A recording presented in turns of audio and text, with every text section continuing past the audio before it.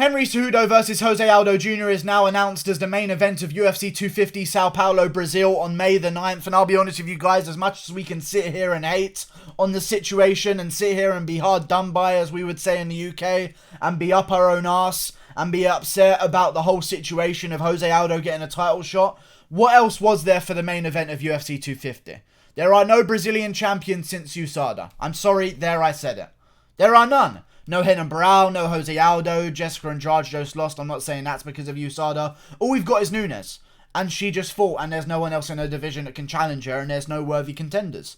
So this is what we've got instead. I don't mind it. We've got Jose Aldo, one of the biggest Brazilian names in the sport. But again, about USADA, no Lyoto Machida, no Anderson Silva, no Shogun Rua, no JDS, just none. Either way, let's move on. No RDA. Anyway, let's keep going. I could sit here and name guys forever. However, no Renan Barão. Henry Cejudo versus Jose Aldo. Amazing fight, even though Jose Aldo is coming off a loss. This is still an interesting fight to have. I feel as though this is a more dangerous fight than some people believe. And I'll be honest with you, if this was the old fucking Aldo, I wouldn't mind picking him, because old Aldo used to throw fucking leg kicks. But he doesn't anymore. And leg kicks would be good against Henry Cejudo, as we saw in the Marlon Moraes fight. I just feel as though the new Aldo doesn't throw them. And if that's because his legs are busted up, then I don't blame him. Let him do that. He's an older guy. Even though he's not too old in life, he's had a very long and he's had some wars in his career. You know, the Mark Hominick fight. You've got fights, with Max Holloway. Volkanovski wasn't the most damaging fight, but still he lost. He took his blows. He's had some dangerous fights in his career. The Korean Zombie fight before the Korean Zombie tore out his shoulder was quite a dangerous one. Jose Aldo has had his beatings. Henry Cejudo, I feel like, at 135 pounds is going to be very good here. I could see him actually clipping Jose Aldo in some kind of exchange and getting the better of it. I don't see Henry Cejudo completely ragdolling Jose Aldo, but I feel like Henry Cejudo has the forward pressure style that is required to beat Jose Aldo. Listen, if you want to throw kicks, what do you need? Edson Barboza, if I brought him up as an example. If you wanted to throw kicks, what do you need? I'll bring up John Jones as well. You need space. Someone takes that away from you, you're in trouble. Henry Cejudo is the master, as we saw against Marlon Moraes, of adjusting to kicks by taking away space. Jose Aldo also likes to come forward. I feel like the key to this fight is whoever is going to lead the dance first. Chael Sonnen always says, the biggest thing is whoever leads the dance in a fight. I take that information very highly, and I commend that information. I feel like whoever takes the front step here and puts the other guy on the back foot from the start out is going to win this fight. And I feel like in the youth of Henry Cejudo, he feels like he's got a statement to make here against Jose Aldo in a big name in Brazil for added motivation. I feel like he could get the job done, to be honest with you. And I feel like now that we have some footage of Jose Aldo at bantamweight, there's a little bit less of the unknown.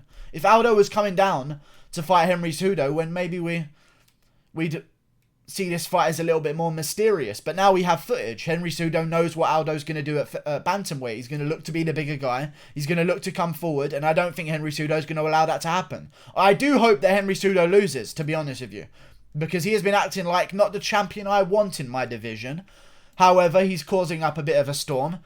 The post got 7,000 likes, which is the most out of anything in the last few weeks that has been announced. So you have to give it some credit. Henry Cejudo's building himself a name. And if he beats Jose Aldo in Brazil and manages to talk shit to the... Oh my days, he's going to talk shit to the crowd afterwards. Oh my days, if he wins, he's going to talk shit to the crowd afterwards. Of course he is.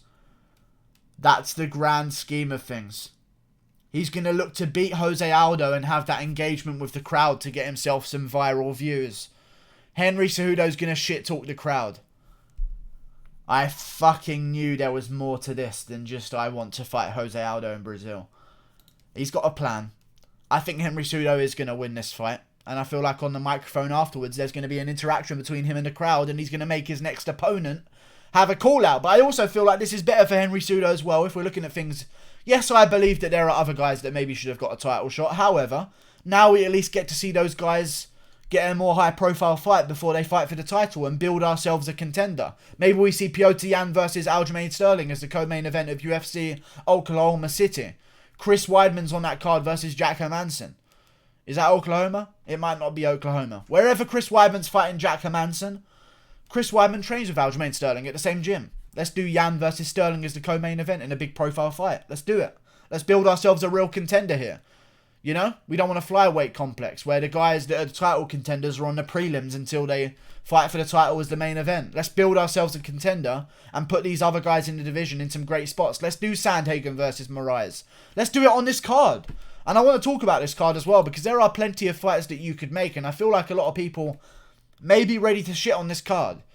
But there are some fun fights out there that have already been announced, and I feel like this could be a great main event of a pay-per-view. Like, compared to UFC 247, and compared to, you know, UFC 246, which other than McGregor versus Cerrone was a complete shit show, UFC 250 could be a fun card, and I will list some names that I would like to see on the card.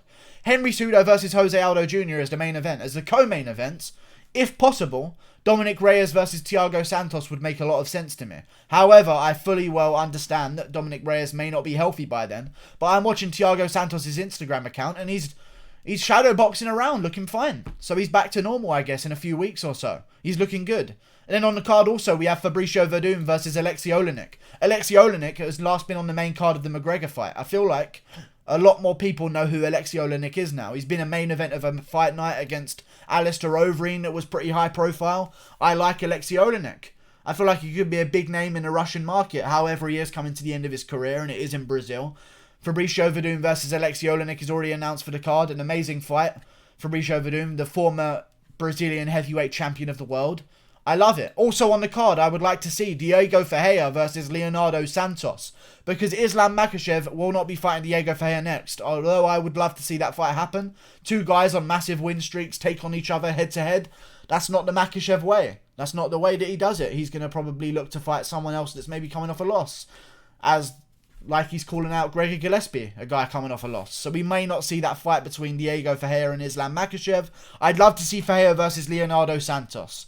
Another guy that's on a massive streak right now at lightweight that a lot of people don't give credit to. A Brazilian legend. I believe on a 7-fight win streak. He's KO'd Stevie Ray in his last fight. He's very good. He's just not very active. And I feel like right now, Diego Ferreira, to get a real passing of the torch of lightweight contenders, if he can beat Leonardo Santos might retire. He's getting up there in age. Diego Ferreira could get the torch passed on to him, and he could take it forward for the Brazilian people and be the Brazilian streaking contender in the UFC's lightweight division. Ferreira versus Santos also on the main card. Blagoy Ivanov, Augusto Sakai will also be on the main card. And I want the headliner of the prelims to be Shogun Rua versus Antonio Rodrigo Nogueira 3. I know it's on the card, it's a great fight, but I feel like it should headline the prelims, you know? I don't think it should be on the main card. All of the fights that I've already listed should be on the main card.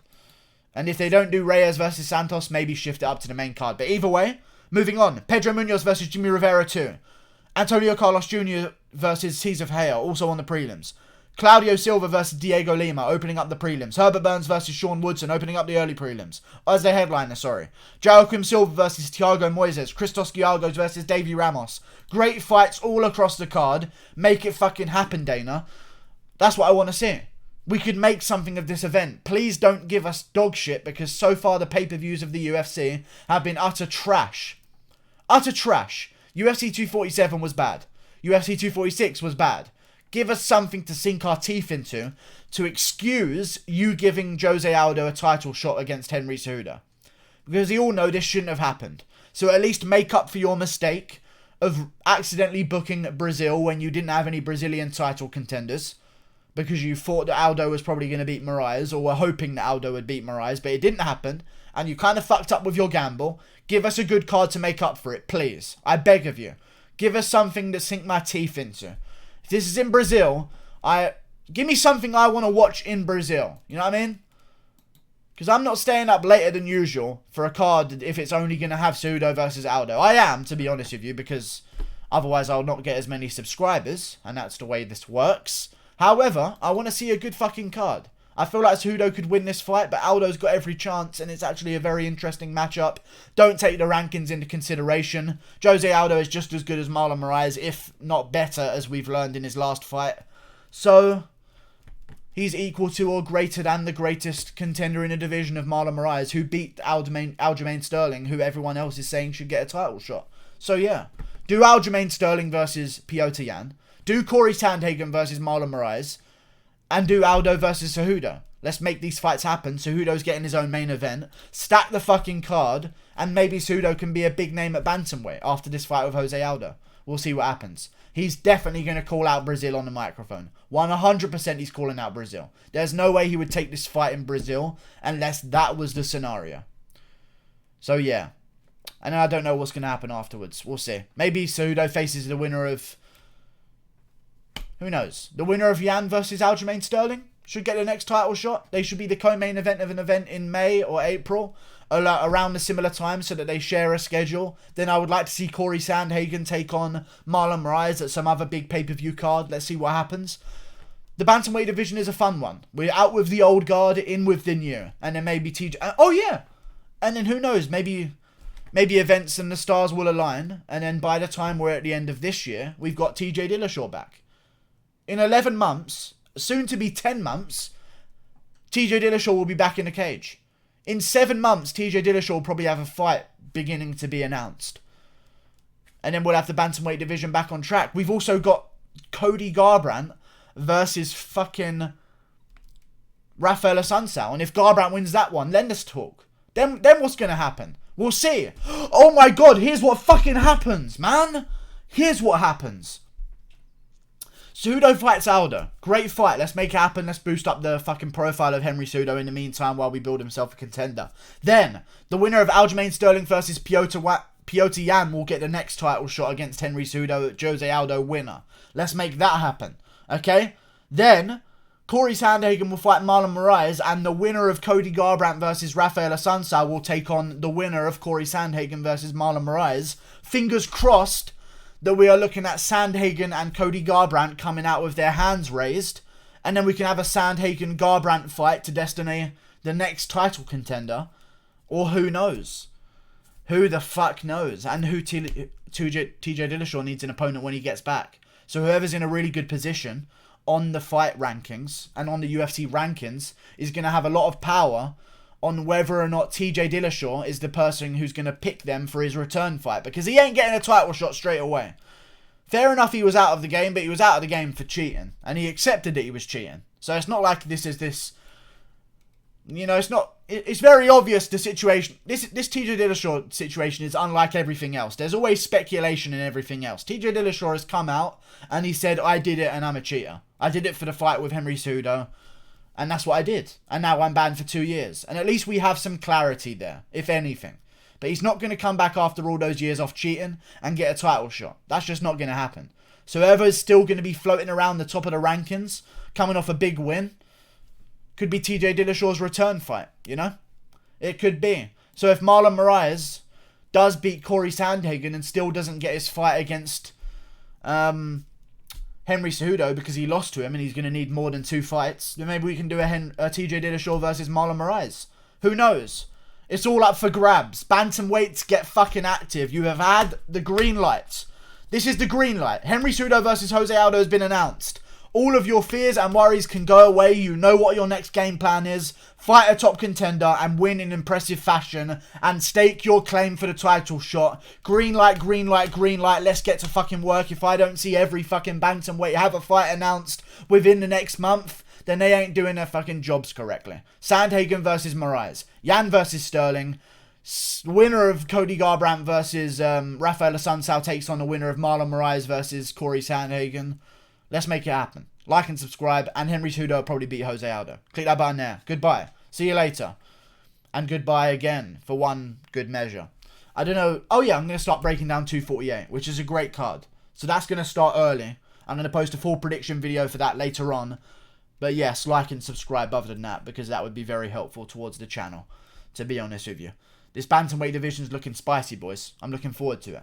I don't mind that Henry Cejudo Jose Aldo has been announced. I know you wanted me to come on here and rant about it forever, but we just got to move on. This is the move they're making. They need a main event for Brazil. I get it. We need a Brazilian title contender as the main event of a pay-per-view. Fuck it. Let's move on. Let's build ourselves another contender. Goodbye.